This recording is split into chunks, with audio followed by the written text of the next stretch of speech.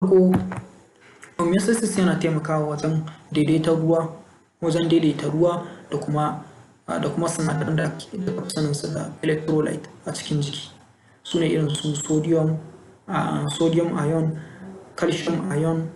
magnesium ion, chloride ion da sauransu, hydrogen ion da sauransu, dukkansu wajen ƙoƙarin yanayin daidaita su a jiki. Saboda in har dai ruwa yayi yawa ko kuma wa'innan ions ɗin suka yi yawa zai iya haifar da matsala wa tantanin halitta cells kenan, kamar yadda in ya kasa shi ma zai iya zamantowa matsala wanda a gaba zamu so mu ji wasu irin matsaloli ne. Oxygen kuma shine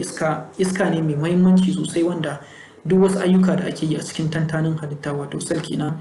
ana yawan amfani da oxygen ne sosai. To shi ma akwai buƙatar a samu daidaito wajen samun oxygen, kamar yadda shi ma oxygen in yayi yawa zai iya zamantowa matsala a gare su, kuma in ya kasa ma matsala ne. Hormones kuma su ne wasu sinadarai ne da ake amfani da su wajen